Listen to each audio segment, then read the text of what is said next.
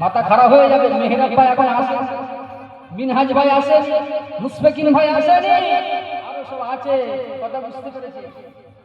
সামান্য একটা টেলার দেওয়া হয়েছে, টেলার।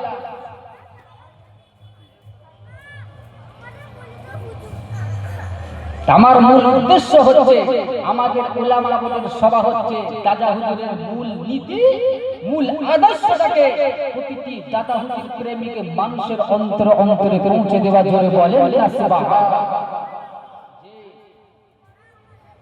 কি জলসা! আমার সিলসিলা যখন আমাদের ক্ষতি হবে, আমরা সেখানে ঝাঁপিয়ে যাব। এটা হচ্ছে আমাদের মূল টার্গেট। আমরা সেইভাবে মহব্বত করি, ভালোবাসি দাদা হুজুরকে। ভিতরে ভিতরে ঘাবলা করে শেষ করা যাবে, আর আমরা চোখ বন্ধ করে দেখবো না। হ্যাঁ, আমার চোখ বন্ধ করে দেখবো, আমার দাদা পীরের সিলসিলাকে শেষ করে দেওয়া হবে তিলে তিলে। হ্যাঁ, আর আমরা চোখ বন্ধ করে শুয়ে থাকবো না।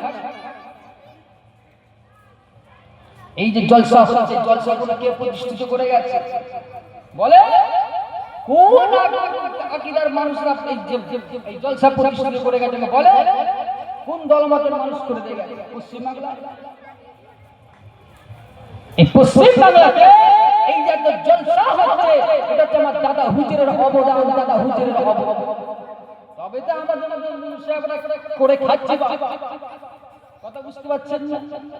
আমাদের মতন মুনশিরা এই দাদা হুজুরের ওসিলা করে করে খেতে পারে। আবার সেই দাদা হুজুরের গোড়া কাটবে, তেলাতে গলা কাটবে, আর আমরা চোখ বন্ধ করে বসে থাকবো। এটা কিন্তু কখনো মেনে নেওয়া যাবে না।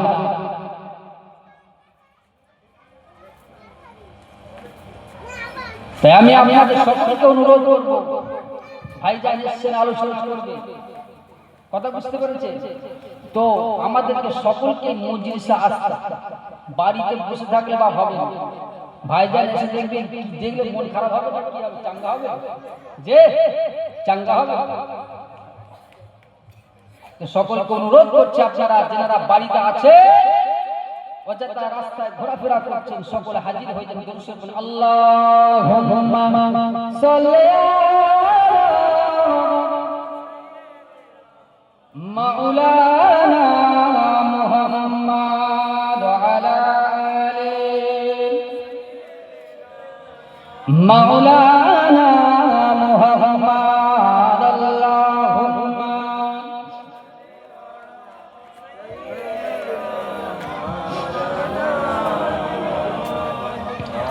ওয়া আলা আলি সাইয়্যিদিনা।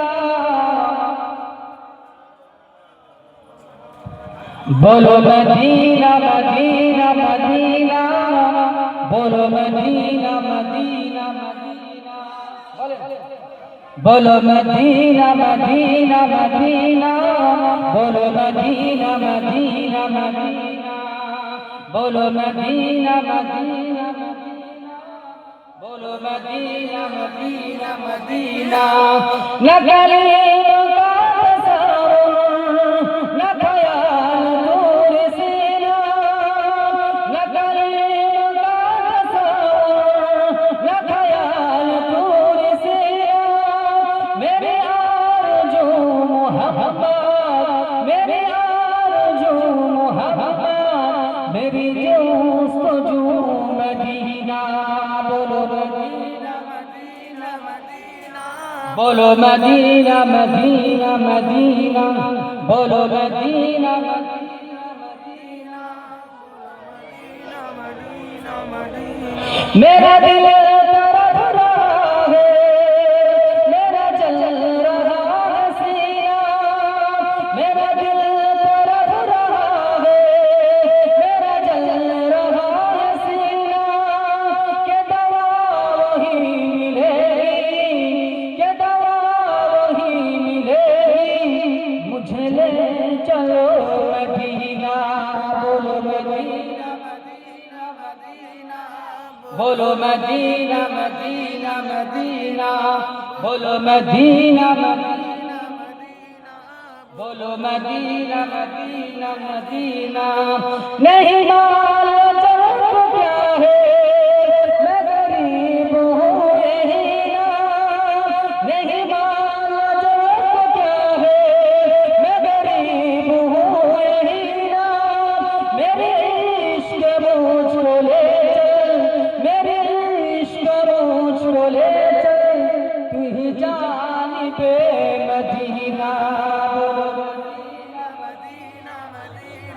बोलो मदीना मदीना मदीना बोलो मदीना मदीना मदीना बोलो मदीना मदीना मेरे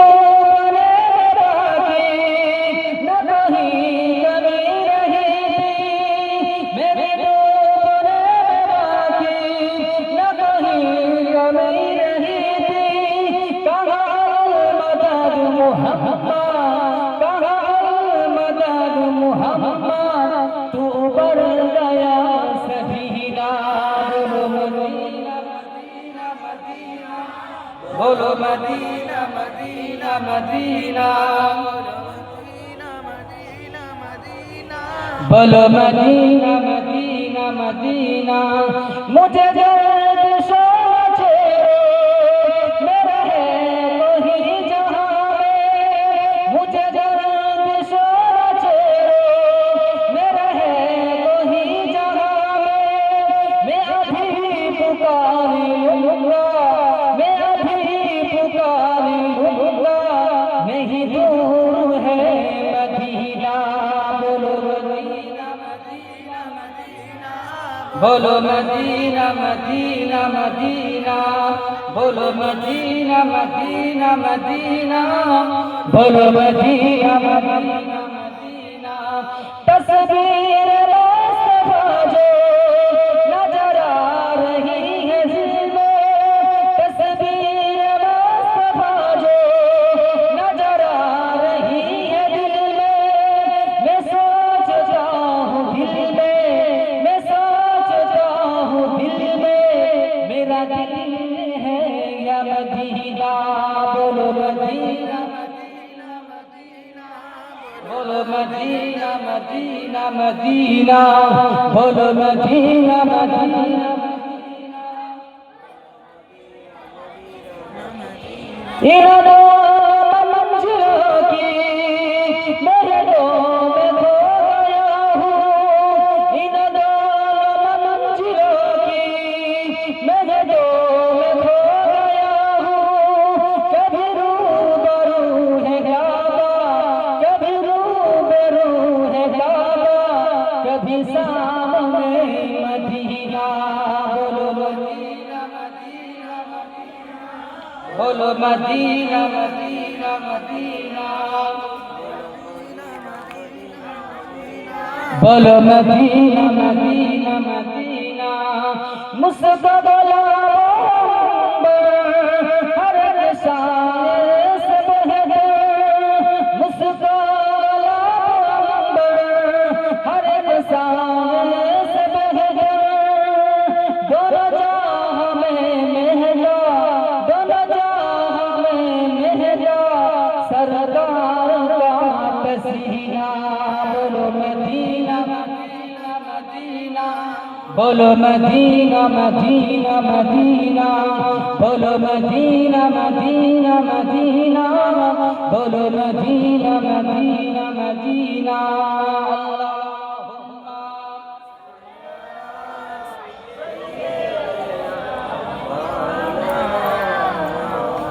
وعلى آل سيدنا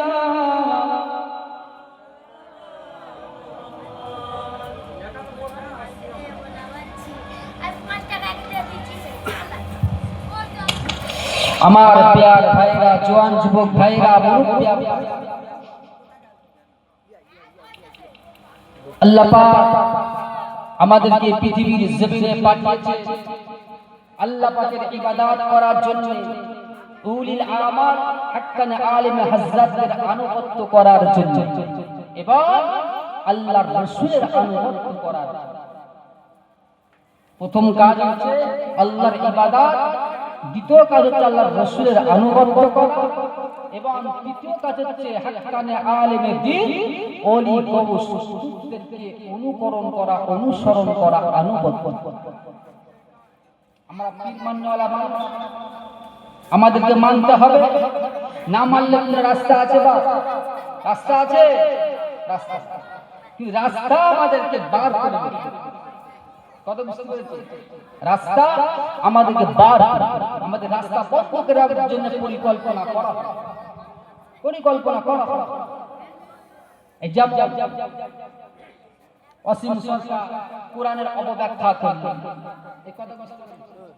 কোরআনের অপব্যাখ্যা, একটা কোরআনের আয়াতে সিয়াক সাবাক আছে, প্রথম আয়াত পরের আয়াত, এর মানে সবাই যদি কোরআন শরীফের বাংলার অনুবাদ করে ব্যাখ্যা করে দিতে পারতো, কোরআন বুঝতে শিখে যেত, তাহলে পৃথিবীর জমিনে আর মাদ্রাসা খোলা হতো না, আলেম ডিপার্টমেন্ট থাকতো না, হাফেজের ডিপার্টমেন্ট থাকতো না, মুফতি মুহাদ্দিসের ডিপার্টমেন্ট থাকতো না। যদি কোরআন শরীফের বাংলার মানে অনুবাদ করে সেই কোরআন সম্পর্কে সব জ্ঞান অর্জন করে ফেলত, তাহলে কিন্তু এই সকল পদ আর পৃথিবীর জমিনে থাকতো না, মাদ্রাসাও প্রতিষ্ঠিত হতো। এই কথা বুঝতে পারছেন? সূরা তাওবার 5 নম্বর যে আয়াতটা হয়েছে, কথা বুঝতে পেরেছেন? এই 5 নম্বর আয়াতটা যুদ্ধের ক্ষেত্রে নাযিল করা, যুদ্ধের ক্ষেত্রে নাযিল করা। এই যুদ্ধ করার পর হুদাইবিয়ার একটা সন্ধি করা, একটা চুক্তি করা। এই হুদাইবিয়া চুক্তি করা হয়েছিল মুশরিকদের সাথে, মক্কার মুশরিক কাফেরদের সাথে একটা সন্ধি চুক্তি করা হয়েছিল যে তোমরা আমাদের উপর আক্রমণ আর করবে না, আর আমরা মুসলমান আমরাও তোমাদের উপরে আক্রমণ করব না। এই পর্যন্ত সমাপ্ত করা হয়। যখন মুশরিকদের সন্ধি চুক্তি শুরু হয়ে গেল, ওই সময় মুশরিকের দলেরা মুসলমানদের বড় বড় কাফেলার উপরে, মুসলমান গোত্রের উপরে গোপনে গোপনে আক্রমণ শুরু করে দিল। গোপনে গোপনে আক্রমণ করা শুরু করে দিল। যখনই এই সন্ধি চুক্তি যখন ভঙ্গ করে দিলে, আমার আল্লাহ পাক আর থাকতে পারলেন না।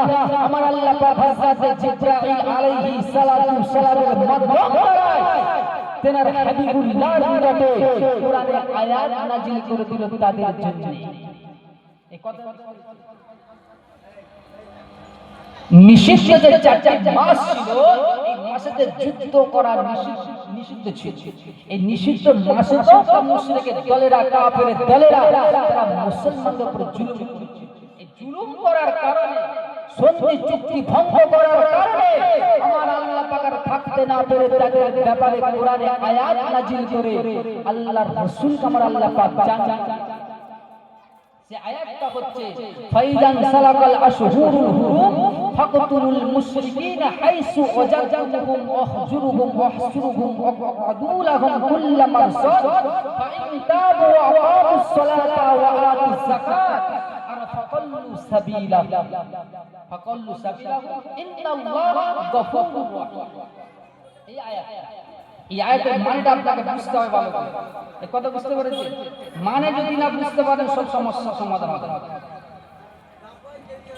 কথা বুঝতে পেরেছেন? এর মানে যদি আপনি না বুঝতে পারি, এর সমস্যার সমাধান খুঁজে পাওয়া খুব কঠিন ব্যাপার। এই কথা বুঝতে পেরেছেন? যে হারাম মাস অতিবাহিত হয়ে গেলে আল্লাহ পাক বলছে, হারাম মাস অতিবাহিত হয়ে গেলে তাদের উপরে আক্রমণ, অর্থাৎ নিষিদ্ধ যে মাসটা ছিল যুদ্ধ করা, ওই মাসটা কেটে যাবার পর তাদের বিরুদ্ধে ঘোষণা করা হয়েছে। কেন? আপনি বলেন, এই যে ইসরায়েল ফিলিস্তিনের উপরে জুলুম করতেছে, যুদ্ধ করতেছে, এই ফিলিস্তিনের সাথে ইসরায়েলের সাথে একটা চুক্তি করা হয়েছে, হয়েছে না হয়নি? যুদ্ধ বন্ধ করা হয়েছে না হয়নি? আচ্ছা বলে, এই ইসরায়েল এই চুক্তিকে মেনেছে না মানে মেনেছে? চুক্তি ভঙ্গ করে ওদের খাসরাত, ইহুদি খ্রিস্টান এদের খাসরাত হচ্ছে চুক্তি ভঙ্গ করা, ওয়াদা ভঙ্গ। এই কথা বুঝতে পারছেন? এদের কাজ হচ্ছে চুক্তি ভঙ্গ করা, ওয়াদা ভঙ্গ। এই যে সারা বিশ্বের দেশ, আমেরিকা থেকে শুরু করে ব্রিটেন, ফ্রান্স, জার্মান, মুসলিম কান্ট্রি সবাই মিলে যখন ইসরায়েলের সাথে ফিলিস্তিনের সাথে চুক্তি করা হলো, ফায়ার করা হলো যুদ্ধ বিরতি করার জন্য, তারপরে দেখো ইসরায়েল আক্রমণ করছে। আর আচ্ছা এই যে ইসরায়েল আক্রমণ করতেছে, এই যে ফিলিস্তিনে আত্মরক্ষা করার দায়িত্ব আছে না? আছে না? এখন ফিলিস্তিন যদি এখন ইসরায়েলের উপর যদি আক্রমণ করে, যে কোনো দিক থেকে কি ফিলিস্তিনের দোষ হয়ে গেল, অন্যায় হয়ে গেল? সেটা দেশকে রক্ষা করার দায়িত্ব আছে। তদ্রূপ সেইভাবে মক্কার কাফেরেরা যখন সন্ধি চুক্তি করা হয়েছিল, যুদ্ধ বিরতি করা হয়েছিল, মক্কার মুশরিকরা এই মুসলমানদের সাথে সন্ধি চুক্তি ভঙ্গ করে মুসলিমদের উপরে জুলুম করেছিল, হত্যা করেছিল। তাদের কাফেলা থেকে কথা বুঝলেন, গরু ছাগল বিভিন্ন ধরনের লুটপাট করে তাদের উপরে জুলুম অত্যাচার। তখন তোমার আল্লাহ পাক কোরআন আয়াত নাযিল করে তাদের বিরুদ্ধে প্রতিশোধ নেওয়ার জন্য।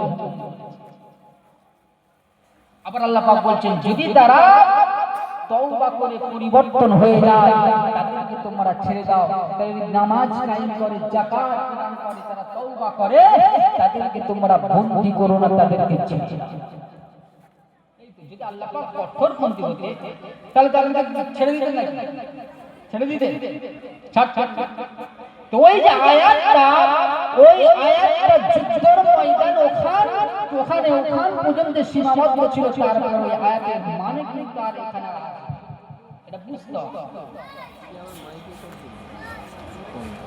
কোরআনের সূরা তাহরীমে একটা আয়াত আছে যে দাসীদের সাথে সহবাস করা যায়। এই কথা বুঝতে হবে। সূরা তাহরীমে একটি আয়াত আছে, সেখানে আল্লাহ পাক দাসীদের সাথে সহবাস করা যায়। আর আপনি আমি যদি সাধারণ মানুষ কোরআনে আয়াতের মানে করি, কি হবে? মাথার দিমাগ ঘুরবে না? ঘুরবে না? ঘুরবে না। এটা কি করে মানসুখ? কোরআনে আয়াত দিয়ে আরেকটা আয়াত দিয়ে কাটা হয়। সময় পরিপ্রেক্ষিতে আমার আল্লাহ পাক কোরআনে আয়াত নাযিল করেছে, হুকুমটা জারি আছে। আবার কোন আয়াতকে মানসুখ করা, কাটা হয়, সেটাকে বাতিল করা হয়, সেখান থেকে সীমাবদ্ধ করা। এইভাবে ইসলাম প্রচার হয়। ভুল ব্যাখ্যা করলে হবে না। ভুল ব্যাখ্যা করলে হবে বা হবে। তাহলে আমাদেরকে এই কোরআনের আয়াতের মর্ম বুঝতে গেলে হাক্কানে আলেম হাজ্জাজদের কাছ থেকে জানতে হবে, শুনতে হবে, ভালো করে সেই বিষয়টা গবেষণা করতে হবে। তার মানেটা কি জানা যাচ্ছে, শানে নুজুল কি আছে। প্রতিটি কয়েকটা কোরআনে আয়াতে শানে নুজুল থাকে। কথা বুঝলেন? শানে নুজুল, এই শানে নুজুলের তার হিস্ট্রিটা তুলে দেওয়া হয়। কি কারণে এই আয়াতটা নাযিল করা হয়েছে, কি কারণে এই সূরাটা নাযিল করা হয়েছে, এই শানে নুজুলের মাধ্যমে দ্বারা বিস্তারিত আলোচনা এগুলো জানতে হবে। এই বিষয়টা যারা আলেম হয়েছে, মুফতি হয়েছে, মুহাদ্দিস হয়েছে, যারা বুঝবেন কোরআন হাদিসের ব্যাপারে। আর আপনি কোলাগরকে কোরআন সম্পর্কে জ্ঞানী নাই, উল্টো পাল্টা মানুষের মধ্যে বিভ্রান্তি করার জন্য, সমাজকে গরম করার জন্য এইভাবে চক্রান্ত চালিয়ে যাচ্ছে। চক্রান্তে পা দেওয়ার আমাদের কোনো দরকার না। এই কথা বুঝতে পেরেছি? তাই যুগে যুগে কোরআনের হাফেজদের উপরে জুলুম করা শুনছে। এই যে কোরআনটাকে মিটিয়ে দেওয়ার জন্য হাফেজদেরকে হত্যা করা হয়েছে, শহীদ করে দেওয়া হয়েছে, জ্বালিয়ে পুড়িয়ে মেরে দেওয়া হয়েছে। উহুদের যুদ্ধ হয়েছে। এই উহুদের যুদ্ধে একজন বিখ্যাত কাফের, তেনার দুই সন্তান ওই যুদ্ধের মধ্যে মারা গিয়েছে। কে মেরেছিলেন? হযরত আসিম রাদিয়াল্লাহু তাআলা, আল্লাহর রাসূলের সাহাবা হযরত আসিম রাদিয়াল্লাহু তাআলা ওই বিখ্যাত কাফেরের যে দুই সন্তান ছিল, যুদ্ধ করতে করতে এই আসিম রাদিয়াল্লাহু তাআলার হাতে পতন হয়েছে। আর যুদ্ধে কেউ কাউকে ছাড়বে না। ধরেন আমার ভারতবর্ষের সাথে পাকিস্তানের সাথে যুদ্ধ হচ্ছে, আমার ভারত সরকার কি ছেড়ে দেবে মনে হয়? ওদের সবাই ছাড়বে। আমার দেশের উপর তুমি আক্রমণ করবে, আমার জনগণের উপর তুমি আক্রমণ করবে, আমার দেশে চুরি করে বসে থাকবে না। এই কথা চুরি করে বসে থাকবে, প্রতিশোধ নেবে না? নেবে না। তো যুদ্ধ মানে তো ওটাই, প্রতিশোধ নেওয়া। যুদ্ধটাকে সাধারণভাবে সেই সমাজে বাস্তবায়িত করতে গেলে হবে যুদ্ধের ব্যাপারটা সম্পূর্ণ আলাদা। যুদ্ধের ব্যাপারটা সম্পূর্ণ আলাদা। তো হযরত আসিফ রাদিয়াল্লাহু তাআলার হাতে এই মক্কার বিখ্যাত কাফেরের দুই সন্তান মারা গেছে। তখন সে প্রতিশোধ করেছিল, শপথ করেছিল যে আসিফ রাদিয়াল্লাহু তাআলা কেউ যদি মাথাটা আমার কাছে এনে দিতে পারে আমি তাকে 100 উট দান করব। কি করবে? 100 উট দেবে। তাকে জিজ্ঞাসা করছে তিনার কওমের মানুষেরা যে কি আপনি মাথাটা নিয়ে কি করবেন? বলে আমি আসিফ রাদিয়াল্লাহু তাআলা আনহুর মাথাটা শহীদ করে মাথাটা নিয়ে তার মাথার খুলিটা কেটে ওই মাথার খুলিতে আমি শরাব পান কেন বলবেন না নাউজুবিল্লাহ। এই কথা বুঝতে পারছেন? কি করা যায়, তাদের কিভাবে করা যায়? তো আল্লাহ রাসূল মুনাফিক, আল্লাহ পাক এমনি মুনাফিকের স্থান জাহান্নামের নিম্ন স্তরে এমনি দেয়। এই কথা বুঝতে পেরেছেন? এমনি দেয় যে মুনাফিক হচ্ছে ভয়ঙ্কর জিনিস। গায়ের কম যেন না আছেন চিনাতে ব্যাপারটা আলাদা, কিন্তু মুনাফিকের শাস্তি আমার আল্লাহ পাক ভয়ঙ্কর ভাবে ঘোষণা করেছে। কারণ মুনাফিক হচ্ছে আপনার আমার মতন সেজে মুসলমান সেজে থাকবে আর অন্তরে অন্যকে খেলা চলছে, আপনি বুঝতেই পারবেন না, আপনার গোড়া কেটে ভাগ করেছে। সেজন্য আল্লাহ পাক কোরআনে আয়াত নাযিল করেছে ইন্নাল মুনাফিকিনা ফি দারকি আসফারি মিনান নার। মুনাফিকের স্থান হচ্ছে জাহান্নামের সবথেকে নিম্ন স্তর। জাহান্নামের আগুন কোথা? জাহান্নামের আগুনের তাপ বেশি কোথা থাকে? নিচে থাকে না উপরে থাকে? আগুন আপনি ধরে আগুন জ্বালাচ্ছেন, এখানে তাপটা কোথা থাকে? নিচে থাকে। তো জাহান্নামে আল্লাহ পাক বলেছেন মুনাফিককে জাহান্নামের সবথেকে নিচু স্থানে দেওয়া হবে, তাদেরকে বেশি শাস্তি দেওয়া হবে।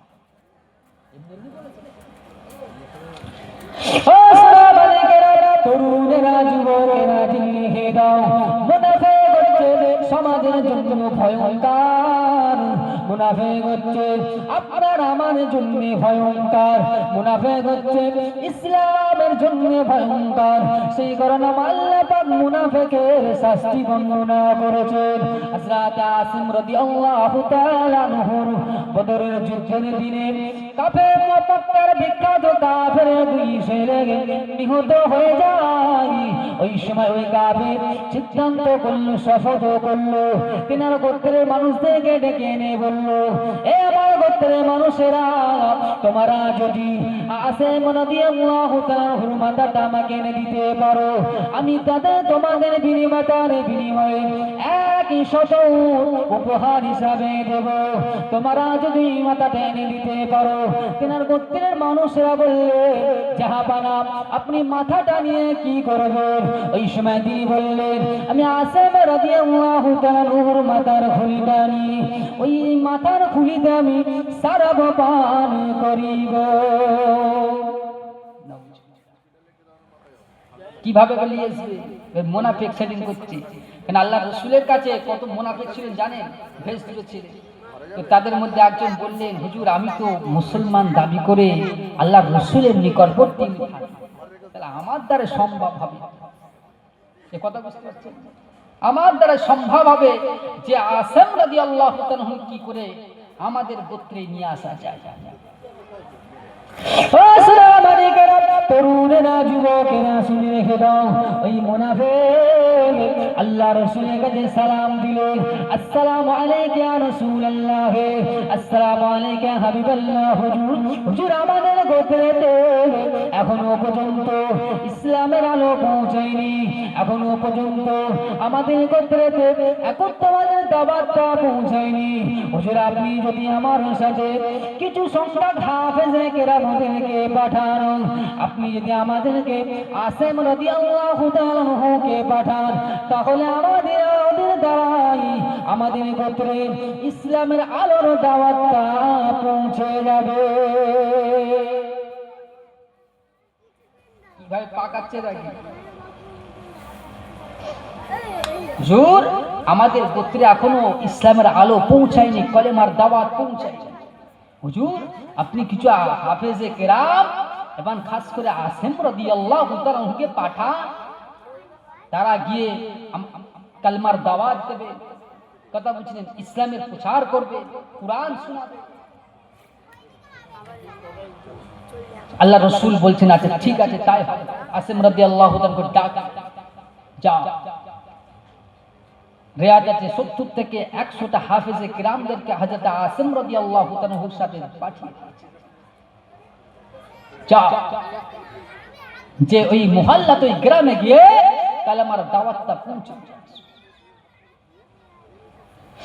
আসসালামু আলাইকুম তরুণেরা, যুবকেরা, জেনে রেখে দাও, হযরত আসেম রাদিয়াল্লাহু তাআলা আনহু 70 জন হাফেজে কিরাম ওখানেদেরকে সাথে করে নিয়ে ওই মুনাফিকের সাথে তিনার গোত্রের দিকে রওনা হলো।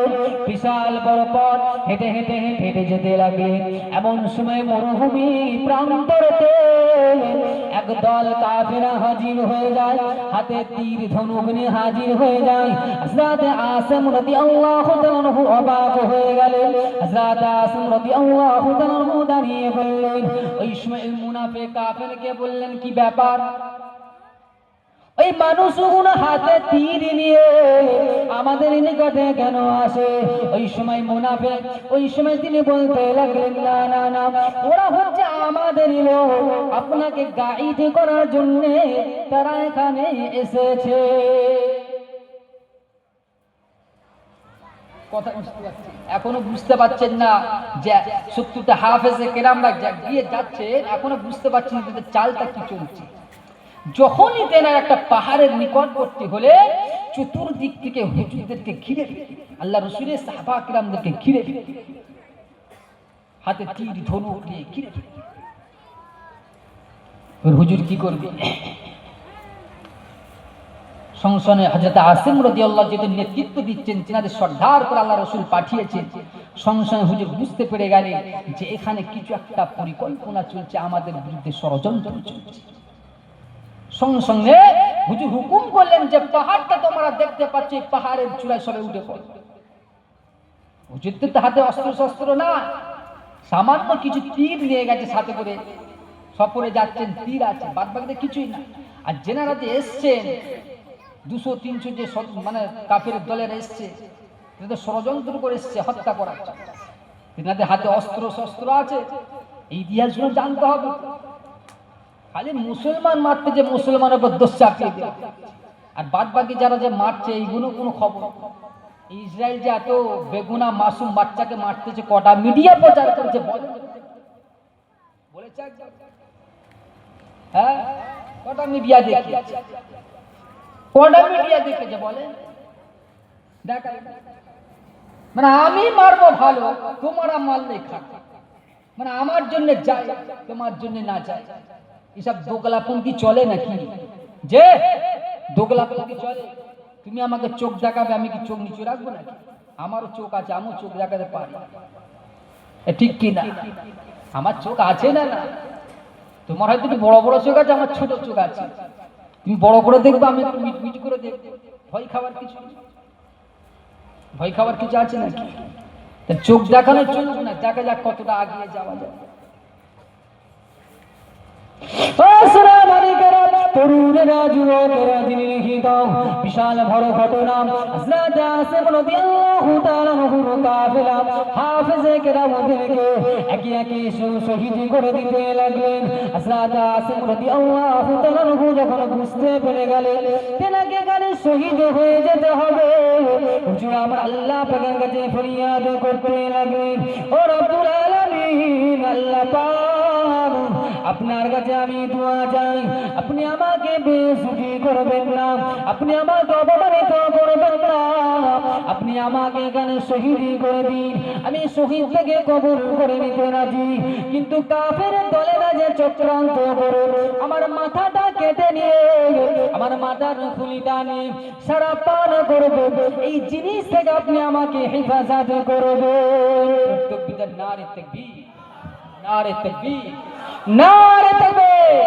সিলসিলে হাতুল ফুরা শরীফ, সিলসিলে হক ফুরফুরা শরীফ আমাদের সকলের প্রিয় ভাইজান হুজুর কিবলা, আমাদের সকলের প্রিয় ভাইজান হুজুর কিবলা নারে তাকবীর, নারে তাকবীর, নারে তাকবীর।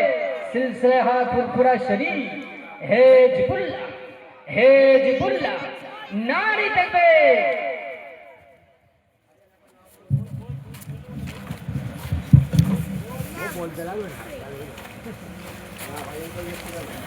এখানে না ক্যামেরা